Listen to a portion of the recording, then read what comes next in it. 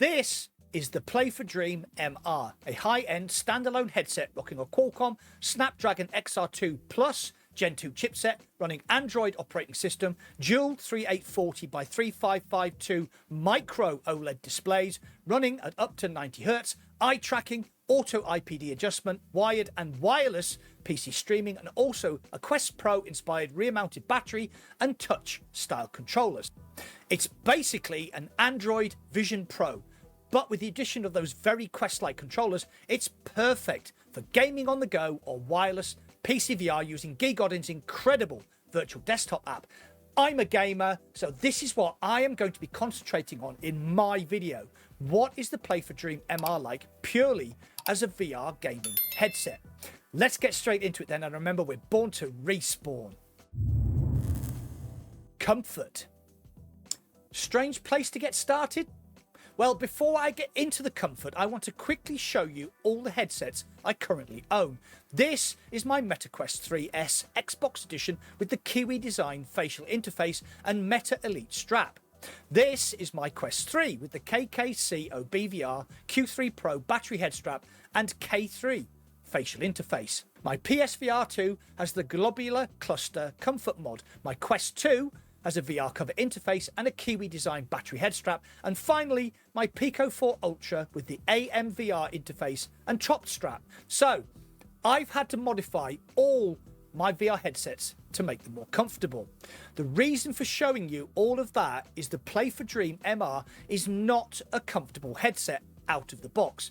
Just like all my other headsets, it's designed for the Asian market and doesn't consider our big stupid European heads or gigantic pokey out noses. So I have modded my PFD with a 3D printed gasket courtesy of the lovely Tyrael Wood and his VR Tech channel. I have put a link in the description down below if you want to print out your own. I have also added a top strap, face cushion and a nose light blocker.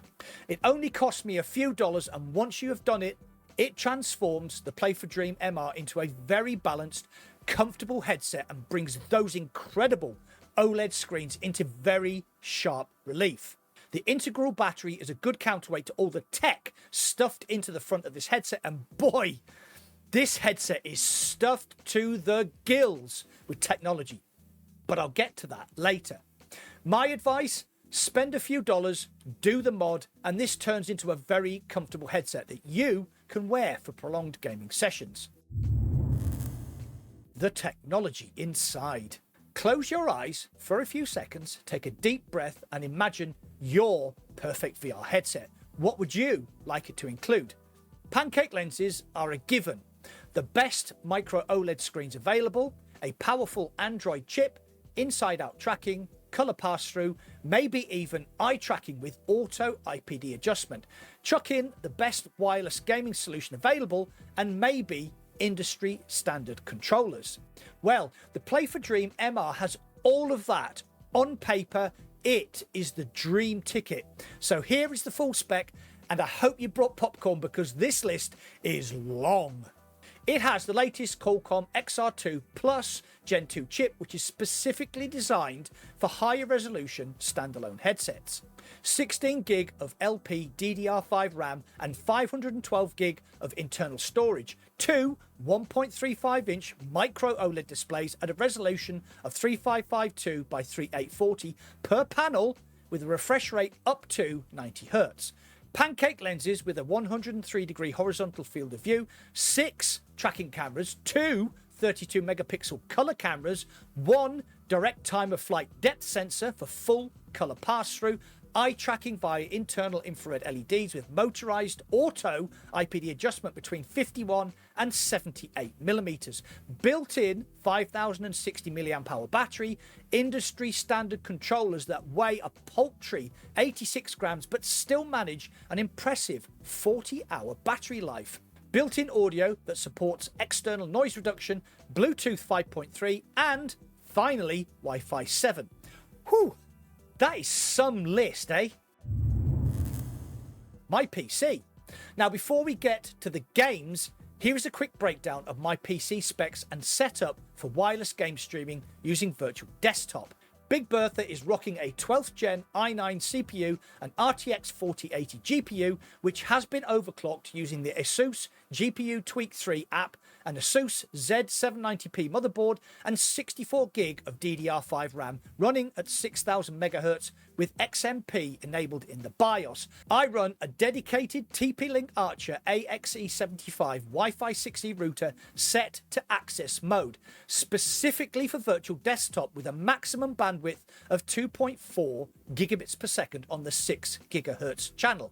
It is pretty much home to perfection to run virtual desktop, as that is my preferred way of gaming in VR. If you want to know how to set up and run virtual desktop, I have done this tutorial here, so go check that out afterwards. The resolution. The Play for Dream headset can run in 4 different configurations: 3K full rendered resolution, 4K full rendered resolution, 4K with fixed foveated rendering, and 4K with eye-tracked foveated rendering. I ran the same scenario 4 times on Le Mans Ultimate to test the performance of each setting, and here are my results.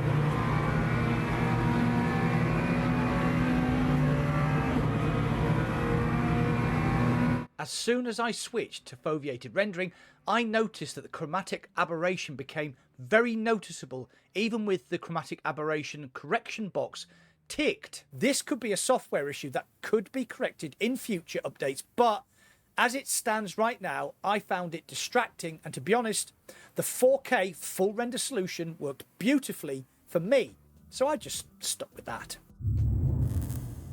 The test. I have picked 3 diverse games to test out the headset, and they are Le Mans Ultimate, because I think this is one of the most demanding games you can currently play in VR. Into the Radius 2, because a lot of the action takes place at night, and I want to see how it handles the darkness. And finally, Half-Life Alyx, because I don't need any excuse to jump back into Valve's masterpiece. All games were played using virtual desktop. All recording was done in headset so that you can see the virtual desktop performance overlay in real time. Graphics settings in-game are at their highest possible. Into the Radius 2 on high with render resolution at 120%. Le Mans Ultimate and Half-Life Alyx on ultra defaults. SteamVR resolution is at 100%, and virtual desktop on the monster graphics setting, which has been added specifically to support the Play for Dream MR. I'll quickly flash up my settings, which were used for all the tests, so pause the video if you want to copy them now. Le Mans Ultimate. This is probably the most demanding game to play in VR outside of Microsoft Flight Sim. With all my settings and synchronous spacewalk enabled, I hit a steady 80 frames per second, even at the start of the race with 20 cars visible on the grid. Le Mans Ultimate has great handling, force feedback, excellent sound, and pretty good AI. Combined with the ultra graphics settings, it is also one of the most graphically intense sim racers currently available. Sharpness, colour, and all the raw, angry noises of those incredible racing cars just sucks you in, and I can say, hand on heart, playing on the Play for Dream MR was the most incredible experience I have ever had in sim racing. Just perfection. Into the Radius 2. I wanted to play this game because a lot of it takes place at night, so I wanted to see how those twin OLED panels handled the blacks, but I was not expecting what happened next. I spawned into the outskirts of Pechorsk at night with no torch on, and apart from the anomaly hanging ominously in the sky, I couldn't see a flipping thing.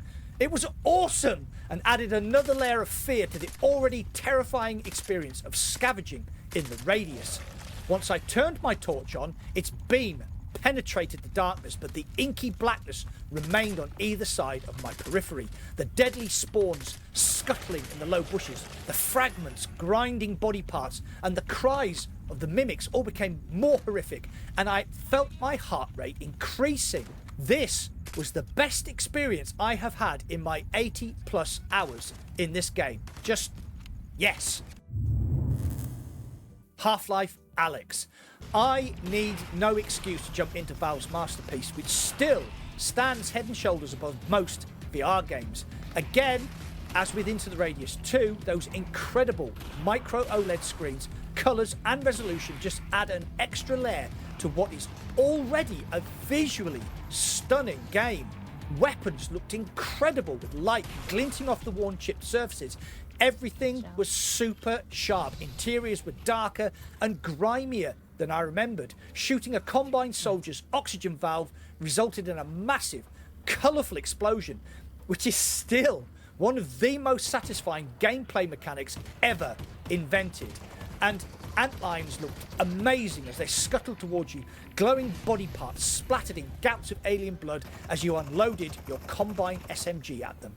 As with Into the Radius 2, playing Half-Life Alyx with the Play for Dream MR enhanced what is already an incredible experience. The audio.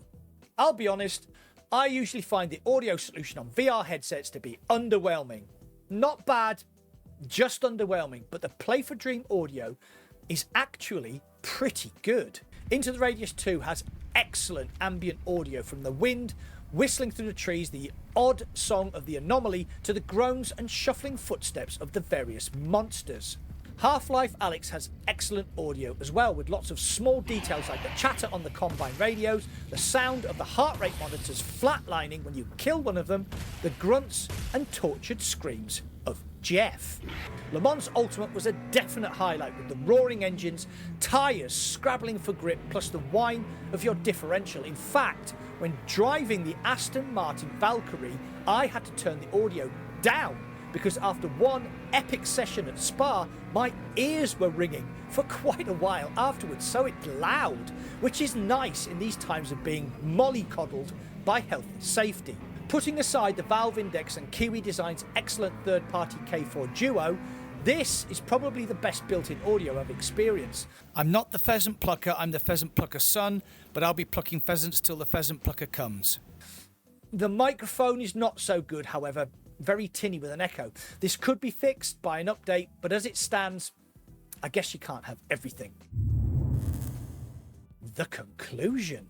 This is my MetaQuest 3. It's my workhorse VR headset that I use every day, and I'll be honest, going back to it after the Play for Dream MR is a bit of a shock. The colours look washed out, the clarity is not on a par, and frankly, the Play for Dream has kind of ruined it for me. Now, of course, the Quest is a brilliant budget headset, and the Play for Dream MR is much more expensive, but you can see where the money has been spent, particularly with those incredible micro OLED screens running at 4K per eye. I was worried that my PC would struggle to even run the thing at its highest resolution, but with the incredible raft of settings available on Virtual Desktop, I managed to get Le Mans Ultimate running with in-game graphics set to Ultra and the monster Virtual Desktop graphics setting at a solid 80 FPS with synchronous spacewalk enabled. It's frankly astonishing, and I'm currently thinking of moving house so that Play for Dream can't track me down and make me give this headset back. I really don't want to give it back. Yes, I would willingly sacrifice my comfortable life, my house, my wife, and even my dog to keep this thing. Well, maybe not the dog, but you get the idea. Is it perfect? No, it's not. It's expensive, which is to be expected due to its spec. The headset is designed for the Asian market, like the Pico 4 that I mentioned earlier, so it is uncomfortable, and you'll have to invest a small amount of time and money to make it so. The battery just can't keep up with the Qualcomm XR2 Plus Gen 2 chip and the OLED screens. It puts up a valiant fight, but ultimately it's a losing battle, so you will need a power bank like the Inui Cougar P63 25,000 mAh battery pack that I use for standing PC VR, or a powered link cable or a cabled charger if you are seated for sim racing or the like. The UI is basic and lacks features. The standalone game library is limited and doesn't utilize the powerful processor to upgrade your experience. Plus, the eye tracking, which should be a major selling feature, is underutilized. But, after all is said and done, this is a stunning piece of kit that uses its technology to push your PC to its limits and enhances any game that you play. The deep blacks, the glorious clarity, no compression artifacts, combined with Virtual Desktop and a decent dedicated router, the results are just mind-blowing. This is the best headset I have ever used. No ifs, no buts. It just blows everything else, not just out of the water, but out of the stratosphere and beyond. If the Quest 3 is Scarlett Johansson, then the Play for Dream MR is her twin sister, dipped in chocolate with a little bit of pistachio sprinkled on top. If you are thinking of upgrading your headset, this is the one you should seriously consider. It works out of the box with inside-out tracking, wirelessly with no need for external base stations. The controllers are comfortable and familiar to anyone with a Quest, and they have a great battery life considering how light they are. Those screens are phenomenal and make everything better, even things not VR related. It just made me feel happy and, more importantly, excited to sit down and spend time in my favourite sims. They say money can't buy you happiness, but it can buy you a Play for Dream MR, and as a VR enthusiast, that makes me very happy. Now, if you'll excuse me, I'm off to Outer Mongolia so that Play for Dream can't track me down and ask for their headset back. I hope they have decent internet and electricity. As always though, what do you think? Are you excited for high-end PC VR? Can't wait to jump into your favourite sim and enjoy those incredible OLED screens? Or is it all a bit too expensive for your wallet? You know the drill. Get involved and comment down below. Well, that's it for today. If you enjoyed this content, please hit the like button. The algorithm loves the likes. If you love this content, please join my channel membership like these lovely people did. You get custom badges, emojis, and early access to most of my content. If you want to watch more content from me, please click here or here. Thanks for watching. I'll see you on the other side.